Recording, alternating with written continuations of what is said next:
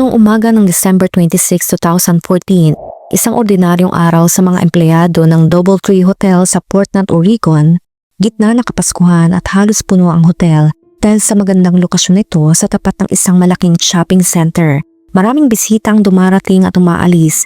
Sa panahong ito natagpuan ng isang staff ng hotel ang labi ng isang babae sa hagdanan. Ang kanyang kasuotan ay hindi angkop sa panahon at wala siyang dalang anumang ID. Sa unang tingin tila aksidente lang siyang nahulog sa hagdanan, ngunit ito ay sa unang tingin lamang. Nang sinimula ng mga detective na buuin ang mga piraso ng kakaibang kasong ito, sunod-sunod ang kanilang kakabahalang natuklasan. Kailangan nilang harapin ang tatlong potensyal na suspect, isang misteryosong bisita na may dalawang muka at isang biktima na may madilim na sikreto.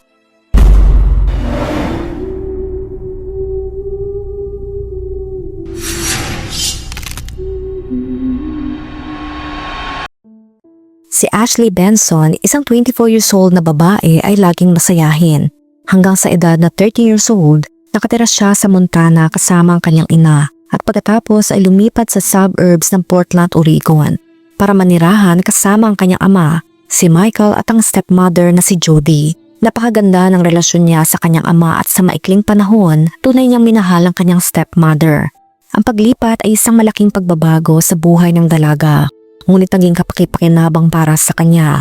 Sa Portland, lumago siya, gumugol siya ng maraming oras kasama ang kanyang pamilya, mahilig sa mga aktibidad sa labas at nagkaroon ng maraming kaibigan sa paaralan. Pinahal siya ng mga kaibigan dahil sa kanyang pagiging laging nandyan, nakakahawang tawa at kabaitan. Naalala ng isa sa kanyang mga kaibigan na si Ashley ay isa sa mga taong handang ibigay ang kanyang sariling damit para lang makatulong. Nagkaroon ng matinding pagbabago sa kanyang buhay. Nanganak siya ng isang anak na pinangalanan niya pagkatapos ng ama ng bata na si Marlon, ang kanyang boyfriend sa loob ng 2 taon. Sa kabila ng kanilang murang edad, sinubukan ni na Ashley at Marlon na palakihin ang bata na magkasama.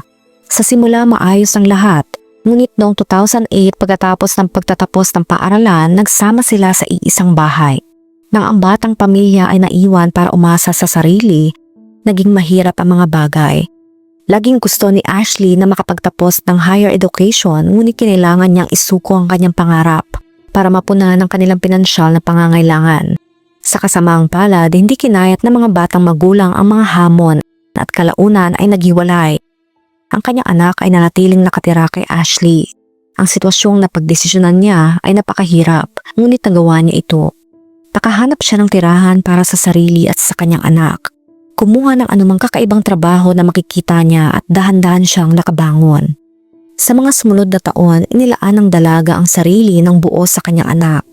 Gayunpaman, bata pa rin siya at marahil ay naramdaman niyang may kulang sa kanyang buhay. Hindi nagtagal, pumasok si Marcus Giles sa kanyang buhay. Nagsimulang mag-date sina Ashley at Marcus at nagsama sila sa Vancouver, Washington. Habang sa simula ay natuwa ang pamilya ni Ashley na marinig ang tungkol sa bagong lalaki sa kanyang buhay, nagsimula silang mapansin ng mga pagbabago sa kanya. Siya na laging nag-share ay mas pinili na hindi magbigay ng mga detalye tungkol sa kanyang bagong relasyon. Kaya tanging mga nakababahalang chismis lamang ang nakarating sa kanyang pamilya.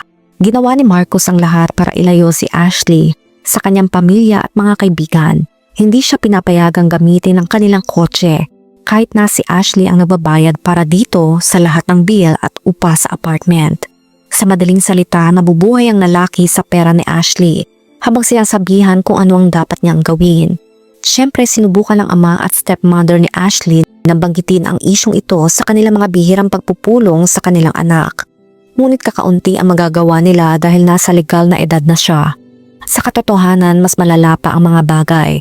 At nalaman ito ng mga magulang ni Ashley noong September 2013 nang tumawag ang takot na dalaga sa kanyang ama habang umiiyak. Sinabi niya kay Michael na sinaktan siya ni Marcus. Nakakulong siya sa banyo at hindi makalabas.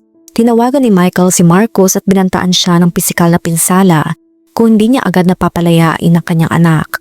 Pagkatapos ng pag-uusap sa binata, nakipag-ugnayan siya sa pulisya at nagmamadaling pumunta sa Vancouver. Nang dumating si Michael, nakatakas na sina Ashley at ang kanyang anak mula sa apartment sa pamamagitan ng bintana. Ngunit ngayon, naging malinaw sa kanya na ang kanyang anak ay nakararanas ng karahasan sa relasyon. Mayroon siya mga gasgas sa muka, violet sa ilalim ng kanyang mata at may sugat sa labi. Sumang-ayon si Ashley na pansamantalang lumipat sa apartment.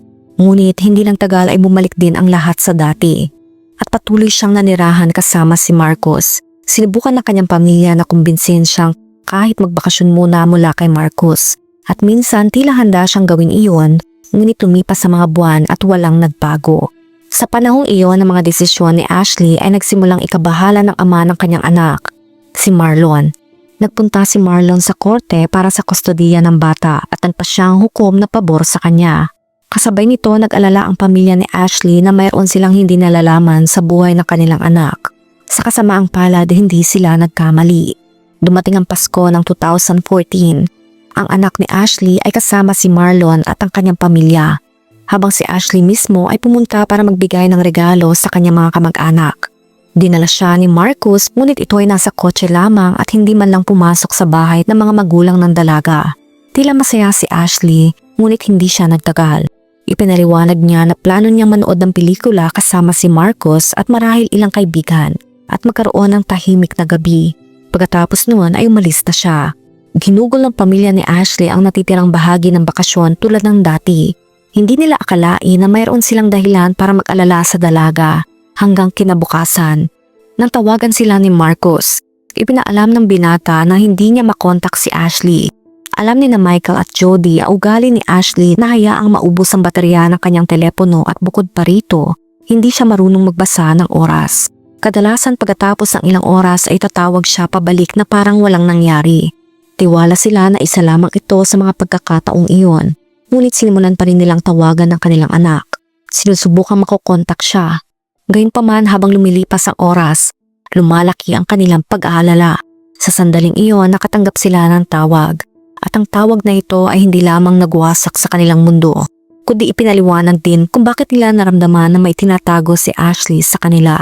Habang lalong nag-aalala sina Michael at Jody, ilang kilometro ang layo, ang mga staff ng Doubletree Hotel sa Portland ay nakaranas ng ibang uri ng crisis.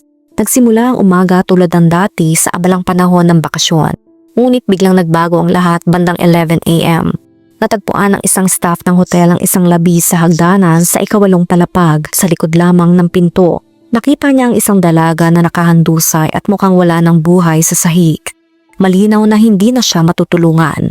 Nang dumating ang mga detective, agad nilang napansin na ang dalaga ay hindi angkop ang kasuotan para sa malamig na panahon. Nakaitim na pantalon siya at puting blusa. Walang coat o jacket at walang sapatos o medyas. Walang mga bag, telepono o dokumento na kasama niya. Sa makatuwid, ipinapalagay ng mga investigador na siya ay isang bisita ng hotel at ang kanyang mga damit ay naiwan sa kanyang kwarto. Walang nakikita mga pinsala sa kanya maliban sa mga markas sa kanyang leeg na nagpapahiwatig na hindi siya nahulog sa hagdan, kundi malamang ay inatake ito ng maigi sa leeg. Ang hinalang ito ay malapit ng kumpirmahin. Napansin din ng mga kuko ng dalaga. Malinaw na kamakailan lang siyang nagpamanicure na may matingkad na kulay para sa Kapaskuhan. Ngunit karamihan sa mga kuko sa kanyang kaliwang kamay ay bali at walang kuko sa kanyang kaliwang hintuturo. Gayunpaman hindi sila makahanap ng anumang kuko malapit sa kanyang labi. Ito ang nagtulak sa pulisya na magkonklusyon na sila ay humarap sa isang kaso ng pagpaslang at ang biktima ay matinding lumaban sa kanyang umaatake. Ngunit ang pagpaslang ay hindi nangyari sa hagdanan. Gayunpaman matapos makipag-usap sa mga staff ng hotel, nagkaroon ng sagabal sa investigasyon. Walang nakakakilala sa biktima. Sa pagkakaalam nila, walang sino man na tumutugma sa kanyang description ang nag-check-in o nag-check-out. Nalaman din nila na isang bagong sistema ng surveillance ang in-install sa gusali at ang mga kamera ay hindi pa gumagana. Nangangahulugan ito na kailangang umasa ng pulisya sa mga lumang pamamaraan nang walang tulong ng video footage. Dahil walang option, sinimula ng mga opisyal ang paglibot sa bawat silid, kumakatok sa mga pinto at nakikipag-usap sa mga bisita. Ito ay isang nakakaubos oras at mapaghamong gawain, lalo na't halos puno ang hotel sa panahon ng Kapaskuhan at may 10 palapag na kailangan nilang suriin. Nagsimula sila sa mga silid na pinakamalapit sa ikawalong palapag. Naniniwala na ang gumawa nito ay marahil gustong ilipat ang labi ng kaunti hanggat maari upang hindi makaakit ng pansin mula sa mga potensyal na saksi. Karamihan sa mga bisita ay gumamit ng elevator, ngunit mayroong staff na maaring gumamit ng hagdan. Sa kabutihang palad, hindi na kinailangan ng mga opisyal na suriin ang lahat ng silid ng hotel. naalala ng front desk staff na may isang babae na tumatawag sa kanila buong umaga. Nagtatanong tungkol sa kanyang kaibigan. Alam niya na ang kanyang kaibigan ay nanunuluyan sa silid 715 kasamang isang lalaking nangangalang Chris. Hiniling ng mga opisyal sa staff na suriin ang registration log at natuklasan ng silid 715 ay nakarehistro sa isang Chris Yun. Si Chris Yun ay nagpa-reserve ng silid para sa December 26, ngunit dumating siya ng isang araw ng mas maaga at nagtanong kung pwede siya mag-check-in ng mas maaga na pinagbigyan naman. Nagbayad siya ng cash at umalis bago matagpuan ang labi. Iniiwan lamang ang mga susi sa front desk nang walang formal na check-out. Ang sitwasyon ay nagdulot ng isang kawili-wiling legal na usapin. Dahil kusang loob na umalis ang lalaki sa silid, hindi sila makakuha ng search warrant sa kanyang pangalan dahil kapag umalis siya, nagiging pampublikong ari-arian ng silid. Sa kabutiang palad, ang hotel ay buong pusong nakipagtulungan sa pulisya at pinayagan silang inspeksyonin ang silid. Ang kwarto ay tila malinis na mayroon lamang 2 medyas at isang kahon ng pizza sa basurahan. Gayunpaman, habang kinukunan ng litrato ng mga investigador ang silid, mayroon silang nakitang nakakapanindig balahibo. Isang piraso ng acrylic nail na tugma sa nakita sa biktima na hindi pa nakikilala. Ngayon tiwala ng mga investigador na nasa tamang direksyon sila. Dahil sa tuminding hinala, binaling ng pulisya ang kanilang atensyon kay Chris Yun at natuklasan na nakatira siya sa isang multi-apartment building sa Bellevue, Washington. Kasabay nito nalaman ng mga opisyal kung mayroong mga tawag na ginawa mula sa silid 715 at nakahanap ng isa pang lead. May mga tawag na ginawa mula sa silid batay sa isang advertisement na nakapost sa Backpage.com website. Ang website na ito ay madalas na nagtatampok ng mga ad mula sa mga babaeng nag-aalok ng escort service at ang partikular na ad na ito ay isa sa mga iyon. Ang babae ay gumamit ng pangalang Veronica.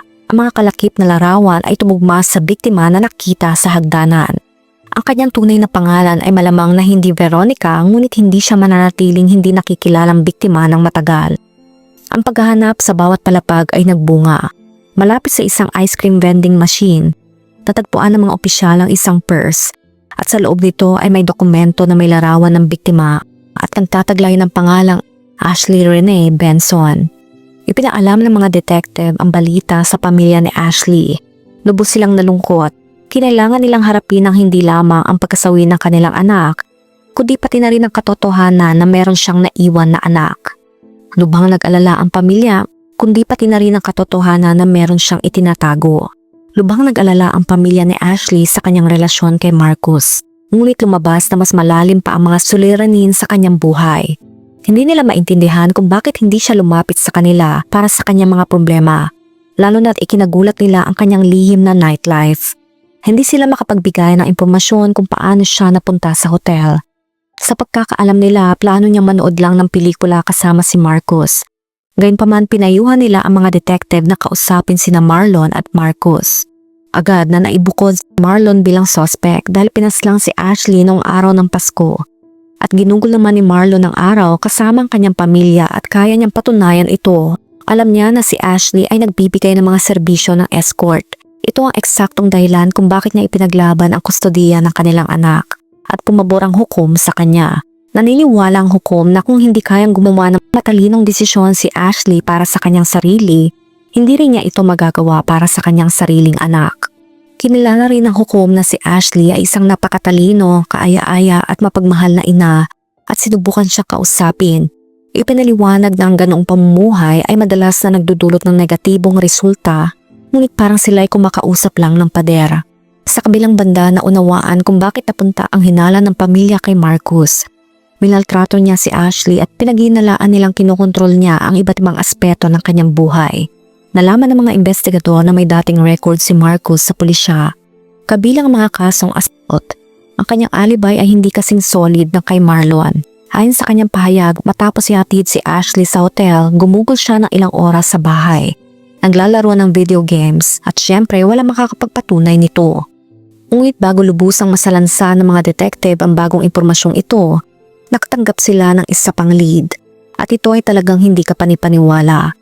Nakatanggap sila ng isang tawag mula sa hotel. Si Chris Yun ay nag-check-in muli. Nang dumating ang mga detective sa hotel, papalabas pa lamang ang lalaki sa kanyang silid. Dinakip nila siya. Hindi niya maintindihan kung ano ang nangyayari, ngunit pumayag siyang sumama sa istasyon ng pulisya. Gayunpaman nang sinimulan nilang tanungin siya, mabilis na napansin ng mga detective na may mali. Tila siya ay lubos na nabigla na itinuturing siyang kasama sa isang pagpaslang. Nangangahulugang wala siyang alam tungkol sa sino mang nagngangalang Ashley Benson o Veronica. At higit sa lahat, hindi siya malapit sa hotel hanggang sa araw na iyon, December 26. Higit pa rito dahil pinagdiriwang ng lahat sa bansa ang Pasko, marami siyang saksi, ang kanyang pamilya at mga kaibigan na makapagkukumpirma na nasa bahay siya sa Bellevue, Washington. Marami siyang litrato na nagpapatunay sa kanyang kwento at iginiit niya na kuhanin ng pulisya ang kanyang mga fingerprint at DNA. Ipinaliwanag ni Chris na siya ay isang DJ at nagpunta sa Portland para sa trabaho kasama ang kanyang fiancé. Nag-book sila ng silid para sa December 26, 2 buwan ng advance. Naguluhan ng mga detective. Lahat ng ebidensya ay nakaturo sa kanya bilang ang may kagagawan. Ngunit si Chris yun ay malinaw na hindi maaring nasa dalawang lugar ng magkasabay.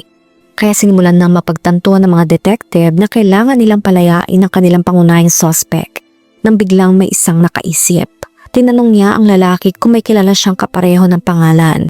Sa isang nakakagulat na pagkakataon, mabilis na sumagot si Chris nang wala. Ngunit pagkatapos ay huminto siya. Sa katunayan sa parehong apartment complex sa Bellevue, mayroon pang isang Chris yun. Ang dalawang lalaki ay hindi magkamag-anak. Higit pa rito ang kanilang mga apelyido ay bahagyang magkaiba ng baybay, ngunit magkapareho ng pagbigkas. Hindi makapaniwala mga detective sa gayong hindi kapanipaniwalang pagkakataon.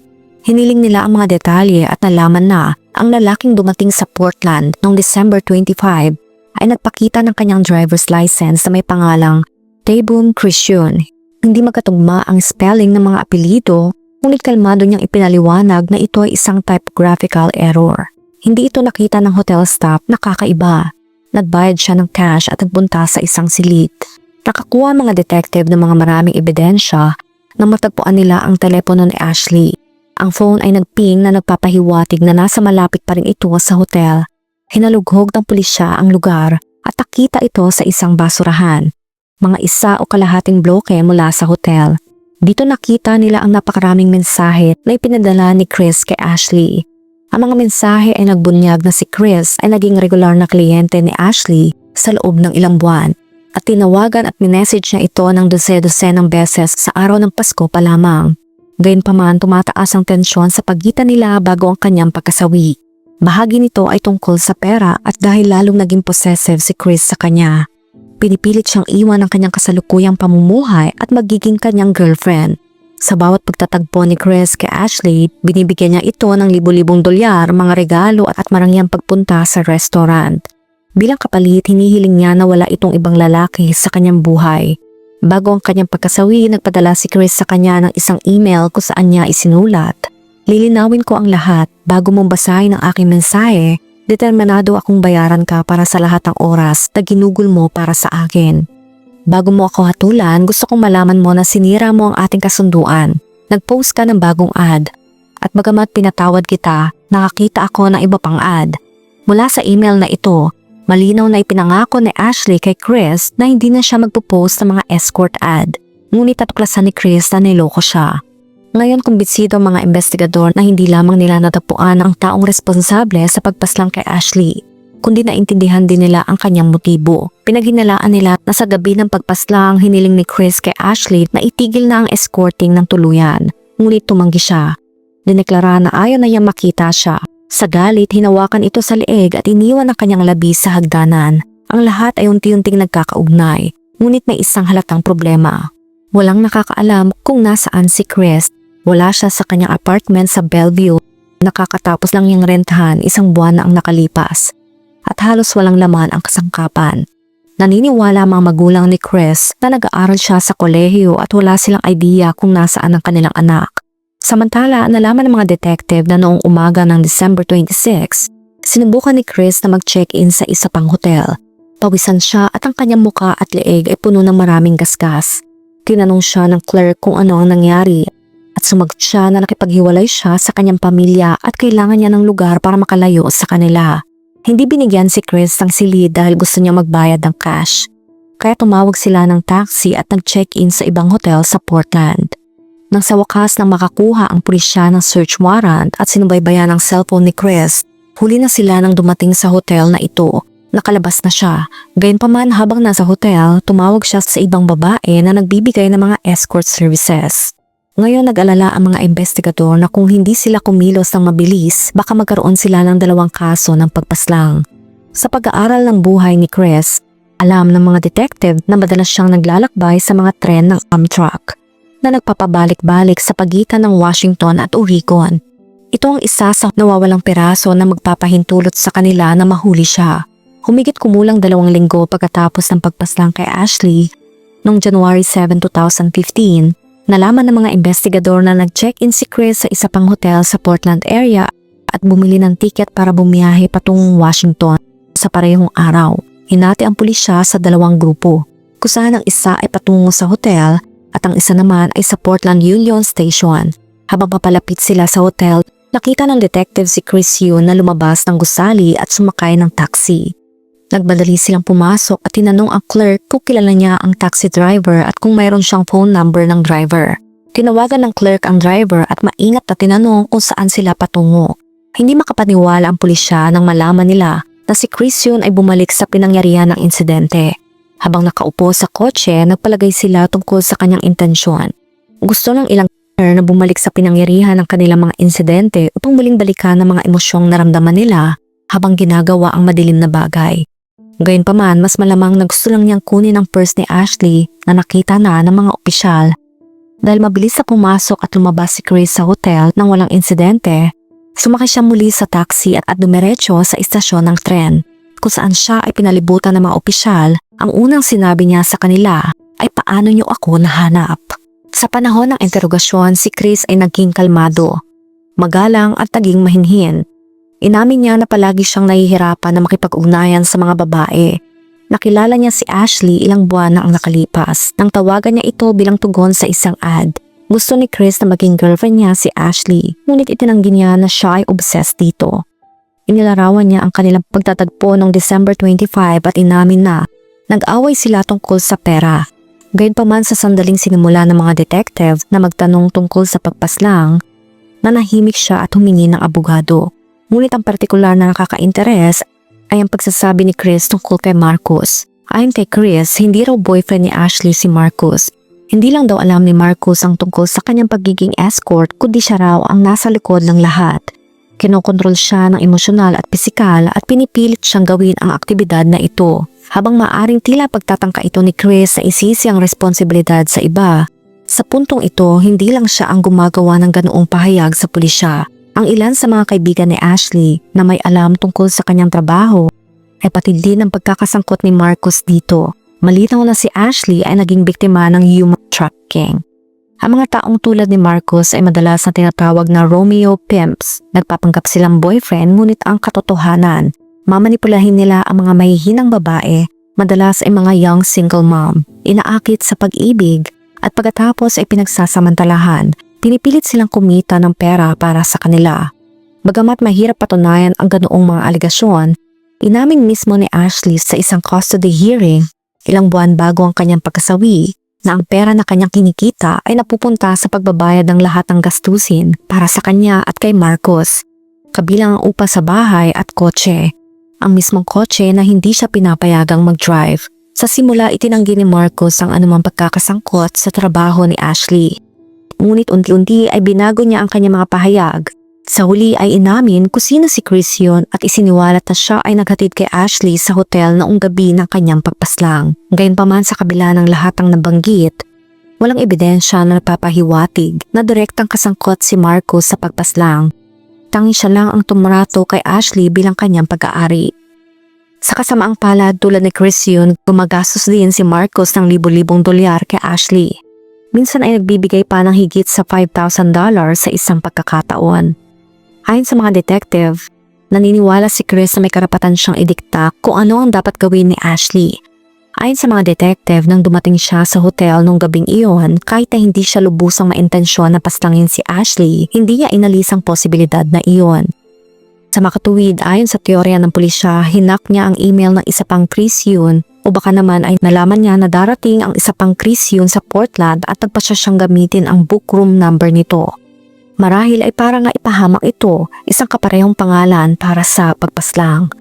Sa paghahanap sa kanyang apartment at sa kanyang telepono, nakahanap ang pulisya ng ebidensya na siya ay kasangkot sa bawal na bentahan ng substance. Ipinaliwanag nito kung saan siya nakakuha ng libo-libong dolyar na madalas niyang ibinibigay kay Ashley. Sa kabila ng wala siyang trabaho habang naniniwala ang kanyang mga magulang na siya ay isang estudyante, bagamat sa simula ay giniit niya ang kanyang kawalang kasalanan at sinabing lalabanan niya ang mga kaso laban sa kanya.